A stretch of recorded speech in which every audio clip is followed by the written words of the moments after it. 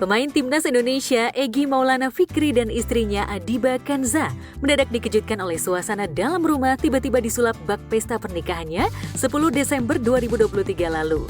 Rupanya kejutan itu disetting secara apik oleh ibunda tercinta Umi Pipik Dian Irawati sebagai kado perayaan anniversary pernikahan Egy dan Adiba yang pertama.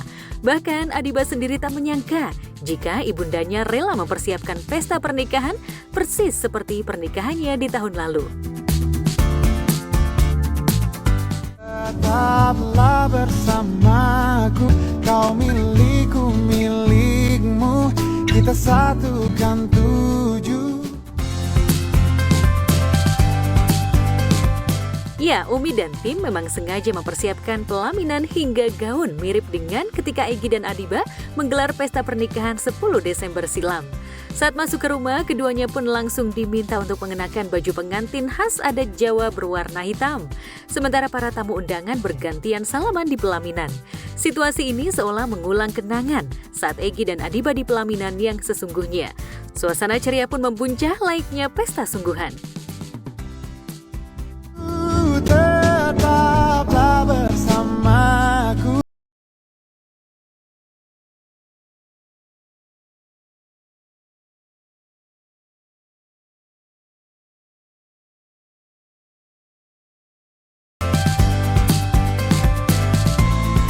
Suasana heboh sempat berubah menjadi hangat dan khusyuk ketika prosesi doa bersama dilakukan. Doa untuk keutuhan Bahtera pun terlantun. Egy dan Adiba sangat meresapi doa untuk keutuhan cinta mereka agar langgeng mengayuh Bahtera.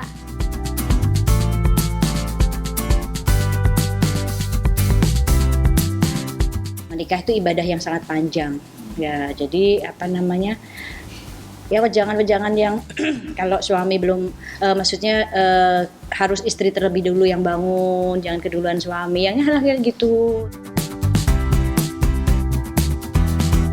Baik Egy yang tengah rehat dari latihan bersama timnas maupun Adiba tampak begitu terharu atas kejutan resepsi pernikahan yang disiapkan ibunya. Lantas seperti apa luapan haru dan rasa terima kasihnya atas kejutan anniversary pertama itu? Benarkah Egy dan Adiba merasa kembali menjadi pengantin baru? Alhamdulillah aja doanya ya, doanya.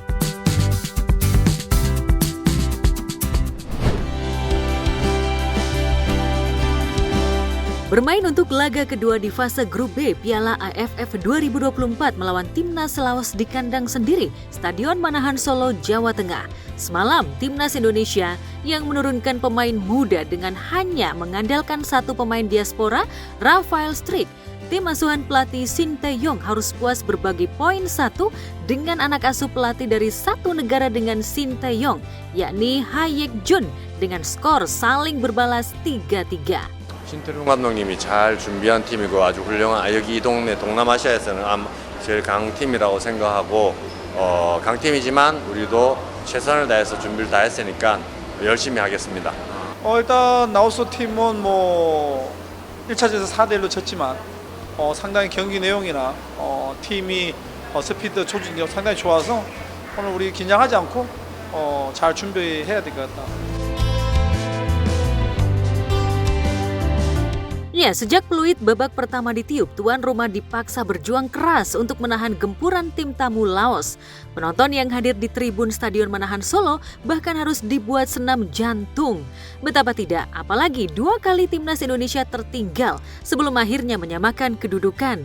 Gol pembuka Laos dicetak Pau Songbon Panyafong pada menit ke-9 melalui proses serangan balik cepat.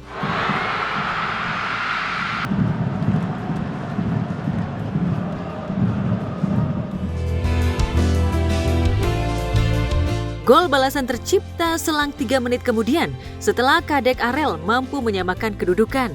Tendangan kerasnya dari dalam kotak penalti tak mampu diamankan kiper Laos.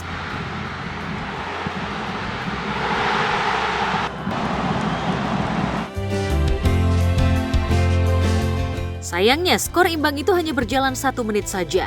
Pasalnya Laos kembali unggul 2-1 setelah tendangan Patana Pompatep mampu menggetarkan gawang Dava.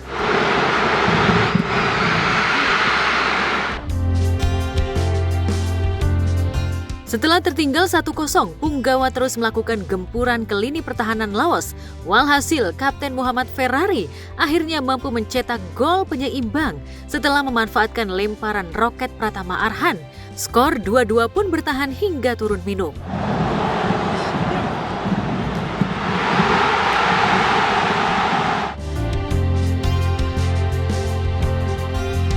Di babak kedua, saling berbalas serangan makin sengit. Namun tidak ada skema yang apik dari Punggawa Timnas untuk bisa menembus pertahanan lawan. Bahkan ketika tensi makin sengit, Marcelino Ferdinand malah dipaksa keluar lantaran mendapat kartu kuning kedua setelah babak pertama mendapat kartu peringatan. Pemain Oxford United itu melakukan pelanggaran saat memperebutkan bola di lini tengah.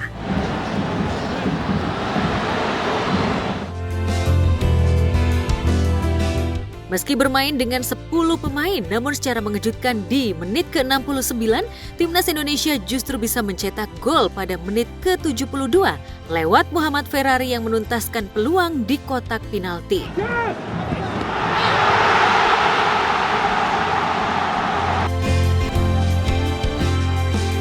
Sayangnya, keunggulan Timnas Indonesia tak berlangsung lama.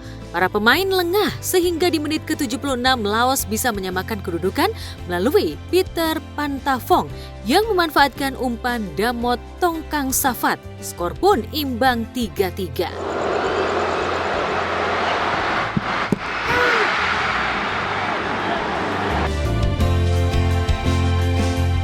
Hasil imbang ini jelas di luar prediksi banyak pengamat, bahkan jauh dari ekspektasi pendukung Timnas. Mengingat dari segi kekuatan tim dan atmosfer di kandang sendiri, sejatinya Punggawa Garuda mampu meraih kemenangan. Tapi apa daya, pecinta sepak bola tanah air harus puas dengan hasil imbang. Laos ini lu harus menangkan, main dengan sistem yang sama, tapi semoga lebih ofensif, lebih berani ngepres karena mereka kemungkinan besar parkir bis. Sejauh ini, tanpa banyak dihuni pemain senior dan minim pemain abroad, terutama pemain diaspora, permainan Timnas belum terlihat solid dan terkesan minim skema serangan yang apik. Passing terburu-buru, umpan tak akurat, hingga timing atau konsentrasi pertahanan yang lemah menjadi PR tersendiri bagi STY yang tengah berusaha memaksimalkan pemain dari liga lokal. Kemarin kita menurunkan tim muda yang usianya 20,9 yang termuda di Asia Tenggara. Kalau kita mau konsisten prestasi, ya kita harus terus regenerasi. Lantas benarkah setelah gagal meraih 3 poin melawan Laos dan di pertandingan pertama hanya menang 1-0 lawan Myanmar, PSSI akan berupaya menambah pemain diaspora seperti Ivar Jenner dan Justin Hubner? Usia U22 itu harus main 45 menit. Dan tentu Coach Sintayong punya pilihan pemain yang banyak sekarang. Kalau gue bilang kan lagi semangat-semangatnya nih, lagi bagus-bagusnya. Gue juga nggak pernah ngeliat kayak apa permainan sebagus ini. Mudah-mudahan makin kompak terus. Yang penting semangatnya sih. Dengan kondisi performa tim yang masih jauh dari ekspektasi publik ini, akankah Indonesia masih mampu untuk menembus babak final di Piala AFF? Mengingat masih ada lawan tangguh seperti Vietnam dan Thailand. Bagaimana reaksi selebriti?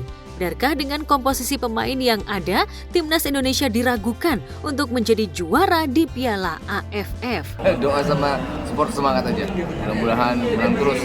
Kita bikin sejarah kalau bisa. Banyak peluang yang bisa dicetak seharusnya. Dan saya yakin Indonesia akan masuk final. Saya yakin STY juga akan mempunyai pemikiran, mempunyai analisa-analisa yang tepat untuk bisa masuk ke final Piala AFF 2024. Kita tunggu keberhasilan Timnas Indonesia.